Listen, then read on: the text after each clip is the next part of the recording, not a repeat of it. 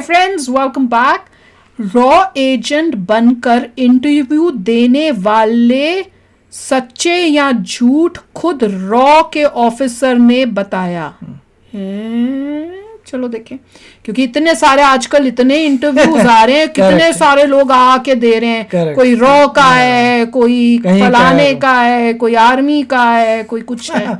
बिल्कुल। और एकदम से हो गए हैं ज्यादा, काफी आ गए हैं। वो हमें काफी सरप्राइजिंग लगता है कि इतनी सारे लोग इंटरव्यू में कहाँ से आ गए, पहले तो कोई आता ही नहीं था।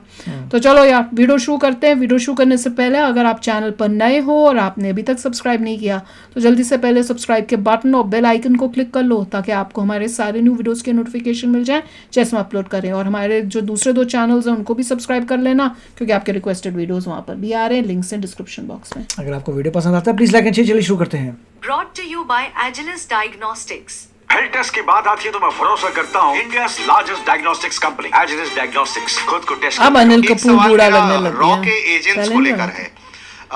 आज के दिनों में हम देखते हैं मीडिया में बहुत सारे ऐसे लोगों के इंटरव्यू प्रकाशित हो रहे हैं जो अपने आप को कह रहे हैं कि वो रॉ में काम कर चुके हैं, रॉ के एजेंट रह चुके हैं।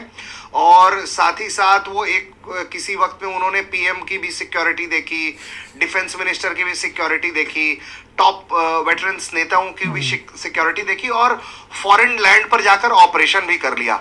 हाल एक नाम अगर मैं कोट करना चाहूं तो लकी बिस्ट आजकल खूब चर्चाओं में रहते हैं, क्योंकि उनको लेकर ये कहना है कि वो रॉ के एजेंट रह चुके हैं, रॉ में भी सर्व किया, फॉरेन लैंड में जाके मिशंस को अंजाम दिया।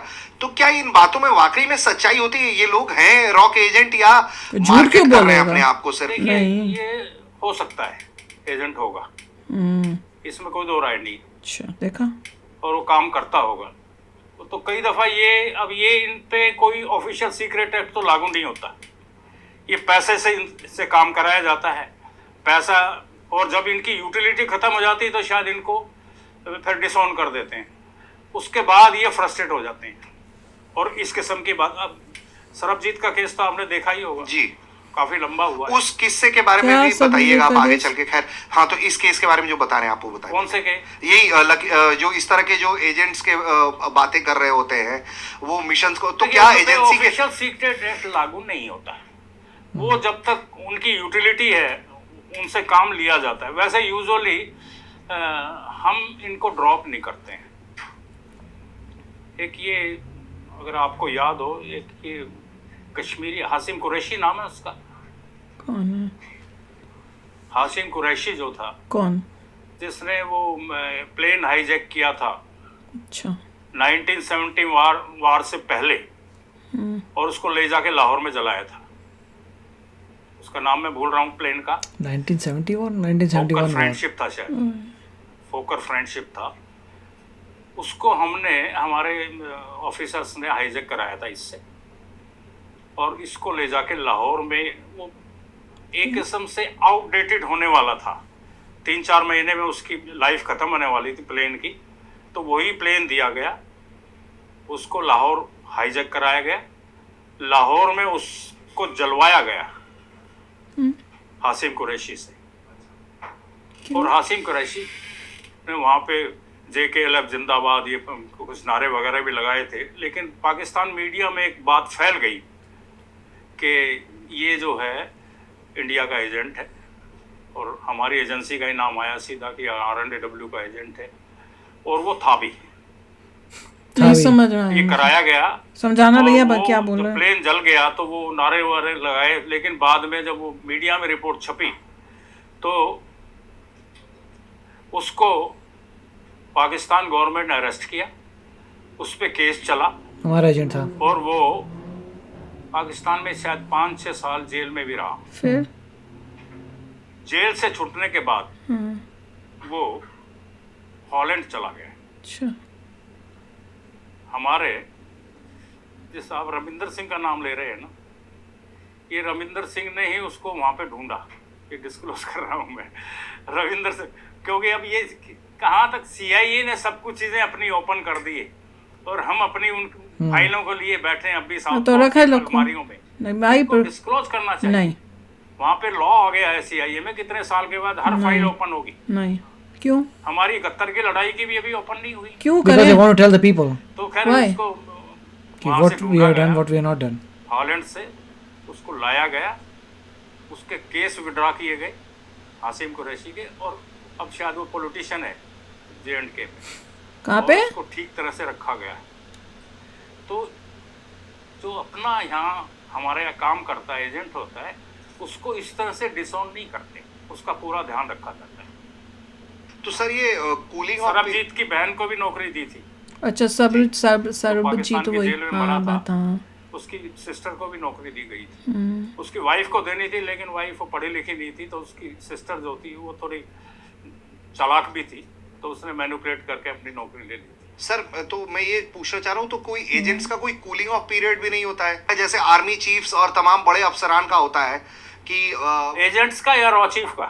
एजेंट्स का, और रॉ चीफ तो खैर बहुत कम ही बोलते हैं वैसे भी, लेकिन आजकल हम लोग देख रहे हैं कि एजेंट वो होने का लोग दावा कर रहे हैं और वो आके सामने अपनी बात तो वैसे उसको बोलना नहीं चाहिए एजेंट को, उसके पास कोई क्रेडिबिलिटी नहीं है, उसके पास कोई डॉक्यूमेंट नहीं है, उसके पास कोई प्रूफ नहीं है कि वो कह सके कि मैं रॉ का एजेंट रहा। वही वो कह रहे हैं कि बोल सकते हो तुम, क्योंकि तुम्हारी वो confident, because you never work for government to begin. नहीं मैं कह रही हूँ, उन्होंने कहा है कि ऐसा कोई लॉ या रूल नहीं है कि तुम जो है ड्यूटी के बाद जब तुमको मतलब कर देते हैं डिस्चार्ज, तो तुम उसके बाद तुमको बताओगे नहीं, ऐसा कुछ लॉ नहीं है, तो बता सकते हैं वो। क्यों? क्योंकि जब आप ऑफिशियली कभी काम किया ही नहीं आपने यूएस इंडिया गवर्नमेंट के लिए, तो क्या बता सकते हो, मतलब क्या लगाओगे? I never work for you, मतलब जो रॉ का एजेंट है वो लेगा ऑफिशियली, तो मैंने कभी काम किया नहीं मैंने गवर्नमेंट के लिए, so I can tell whatever you can. क्या लगाओगे मुझ पे? क्या तुम्हारे प्रूफ है कि मैंने तुम्हारे लिए काम किया है? There is no proof, no document, nothing. क्या तुम एग्री करते हो मैं तुम्हारा एजेंट हो? गवर्नमेंट बोलेगी नहीं तुम्हारे एजेंट नहीं हो, सो नथिंग, कोई लिंक नहीं है। इसलिए कह रहे हैं कि एजेंट जो है जा सकता है, बोल सकता है, बता सकता है, but there is no proof कि वो जो बता रहा है वो ठीक है कि नहीं है, देयर इज नो प्रूफ कि वो बंदा एक्चुअली रॉ का एजेंट है, क्योंकि that's how the setup is. और पैसे के लिए काम करते हैं उनको और फिर क्यों नहीं करेगा भैया? मतलब दे आर सेइंग कि ये ऑपरेशन करना है, इतना पैसा मिलेगा, तो वो बंदे को लगता होगा ठीक है अगर मैं ऑपरेशन कर सकता हूँ कर रहा हूँ, दैट्स इट। नहीं, उनके हिसाब से, तो क्योंकि रॉ का एजेंट भूखा थोड़ा मर जाएगा यार। मतलब पॉइंट है कि आप एजेंट को मार थोड़ा दोगे, येस टू ईट ऑल्सो, सब कुछ अरेंज करना पड़ता है, बहुत कुछ करना पड़ता है। उनका कहने का मतलब है कि there is no link between the agent and the government. अगर एजेंट कुछ बोल भी रहा है उस पर कोई लॉ अप्लाई नहीं होता, बिकॉज नहीं वो एजेंट है ही नहीं, क्योंकि कहीं है ही नहीं proof. Nobody says he is an agent, he can't prove, you can't prove. चलो दूसरी बात तो ये थी जिसमें ये बता रहे थे कि सर्बजीत वाली स्टोरी, जिसमें मूवी में दिखा रहे थे बहन बहुत अच्छी है और वो तो भाई के लिए एंड तक लड़ी, और बीवी का तो मेरे ख्याल से कुछ याद ही नहीं मुझे उस मूवी में था।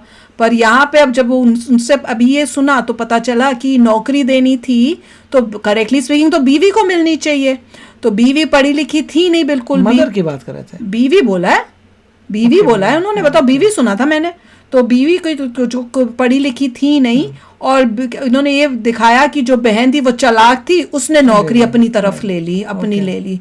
तो वो भी मैं देख के सुन के हैरान हो गई थी कि अगर बहन अच्छी होगी तो बीवी को लेने देगी, अगर आप एबल हैं तो नौकरी तो मिलेगी। नहीं, पर नौकरी उसकी वाइफ को मिलनी चाहिए ना, वो बहन को थोड़ी को मिलनी चाहिए। और बहन को अगर उसने जिस तरह से बता रहे थे ऐसा लग रहा है चालाकी से ली थी, मतलब उसने ठीक नहीं थी, वो सुन के भी बड़ी शौक लगा है। और बाकी इन्होंने जो बता रहे थे कि सीआई तो डिस्क्लोज कर देता है, मेरे हिसाब से तो नहीं करना चाहिए, अपने सीक्रेट्स रखने चाहिए, क्योंकि उसके बाद नेक्स्ट टाइम अगर वैसा ही ऑपरेशन करना हो तो लोगों को पता चल जाता है, जो तुम्हारे एनिमी उन्हें पता चल जाता है कि भैया इनकी ये टेक्निक्स थी, ये वैसे किया था। तो आई डोंट थिंक डिस्क्लोज करना चाहिए, वो अपने लिए पॉजिटिव क्या है इसमें, इससे नुकसान ही हो सकता है, फायदा तो कुछ नहीं होगा। लोगों को सुनने में अच्छा लगेगा, मिर्च मसाला जैसे हम लोग सुनते हैं तो हमें अच्छा लगता है, वो वाव हमने किया, पर उस वाव से ये भी तो होता है दूसरों को पता चलता है वो ऐसे किया था उन्होंने। चीज इतनी पुरानी हो जाती है, there is no use, but the tax payer knows कि आपकी इंटेलिजेंस जो है वो क्या काम कर रही है आपके पैसे से। यूएस में एवरीथिंग इज अकाउंटेबल, कि अगर कोई सीए काम करिए कौन उसे पे कर रहा है, टैक्स से ही आप पैसा आता है ना, तो आप अपने टैक्स पेयर को कब बताएंगे कि आपने क्या ऑपरेशन किया, वाज इट गुड और बैड, जो भी उनका अपना है, मगर यहाँ पे मैं सोच रहा था कि उनकी वाइफ जो है सरबजीत की नहीं पढ़ी लिखी, तो आप एजुकेशन दीजिए और फिर जॉब दीजिए। हाँ, या कोई ऐसा कर दो कि उसको ट्रेनिंग करके ऐसा जॉब दे दो जिससे वो मगर सिस्टम इतने है नहीं, जब होने चाहिए कि आप बोलिए आप स्कूल भेजेंगे आपको 5 साल के लिए, उसके बाद आपको डिग्री दे देंगे अकॉर्डिंग टू पढ़ाई, और फिर आपको जॉब देंगे। पर इतना वो पढ़ाई ना कर पाए ना हो उसमें, तो फिर क्या करोगे? I know there so many jobs जहाँ पे लोग इतने पढ़े लिखे नहीं हैं, बिना पढ़े लिखे वाली कोई ऐसी जॉब दे दो जिसमें Yeah. पढ़ाई लिखाई का नहीं इतना हो। मैन्युफैक्चरिंग जॉब्स में जाते हैं सारे लोग, मैन्युफैक्चरिंग हर पढ़ा लिखा थोड़ा ना होता है, थोड़ा पढ़ाई चाहिए हो। मिलनी तो वाइफ को चाहिए थे, थोड़ा कि कोई उसको सिस्टम को मिसयूज करके बहन ले ले। और मूवी में तो बहन इतनी अच्छी दिखाई थी, ऐश्वर्या राय की मूवी देखी थी मैंने, उसमें तो ऐसा कुछ देखने को ही नहीं मिला था। पता नहीं यार, इसका मतलब मूवीज एंड रियलिटी जो, मगर ये जो भी लकी बेस्ट का पता करने की कोशिश कर रहे हैं, और आंसर ये था कि ही कुड बी, उन्होंने बोला he could be, but no, he can't prove, and साथ में it is not against the law कि अगर वो इंटरव्यू दे रहा है तो it is not against the law, वो भी उन्होंने बताया। तो चलो यार, आप भी शेयर करना अपने थॉट्स। चलते हैं, मिलेंगे नेक्स्ट वीडियो में बहुत ही जल्द। Till then take care and bye bye. तो अगर आप मेरे इस चैनल पे नए हो तो जल्दी से सब्सक्राइब के बटन को हिट करो और बेल आइकन को क्लिक करो, ताकि आपको मेरा जब नया वीडियो मैं लगाऊं आपको उसके बारे में जल्दी से पता चल जाए।